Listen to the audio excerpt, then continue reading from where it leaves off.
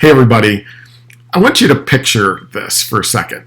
A circumstance where there was something you wanted, there was something you were excited about, and then when you got there or when you discovered what the journey was going to be like to actually acquire that reward or that thing that you really wanted, you decided, not worth it. Like, I'm just going to move on with my life. I'm cool without it. We are biased in many cases by the journey to a reward, meaning that if the journey is harder than expected, the reward itself will look like less of a reward. I mean, that just happened last week. We were out and about with my two kids who are 8 and 9. They wanted ice cream. We went to Culver's. They love the frozen yogurt.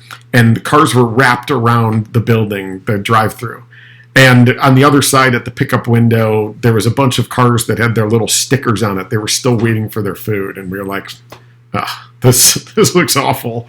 We get in line, and very soon into it, both of my kids agreed. They're like, can we just go home? Like, we don't need ice cream that bad, right? Ice cream is like the greatest thing ever to them. And because the journey to that reward looked like it was going to be difficult, they opted out. And so we see that an awful lot in our sales pursuits. We've got customers that are excited about what we're offering, what we have to sell. They're excited about us over a competitor. And guess what happens? They opt for the status quo. And you're just like, what happened? Well, in many cases, it's not them, it's you. It's the journey. It's missing expectations. When we miss expectations and the journey looks like it will be more difficult than you anticipated, the reward itself looks like less of a reward. And how do we do that? A lot of times we do that through our own sales processes where customer fills out a lead form and we don't respond right away. And then when we do, we put the prospect on the jury stand and read them the inquisition of qualification questions before they earn the right to get a demo, right? Different steps that we put in the process that add friction that maybe other organizations don't have, that sets you apart from them in a negative way. My advice to you is two things. Number one, set proper expectations right from the beginning.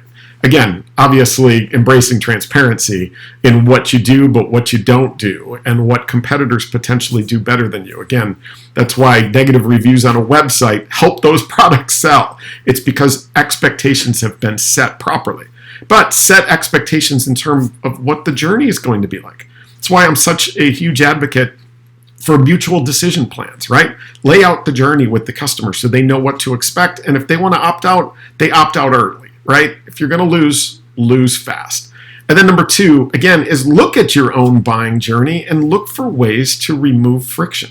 Where can you optimize the journey to help the customer make the right decision for them, both in the short term and the long term?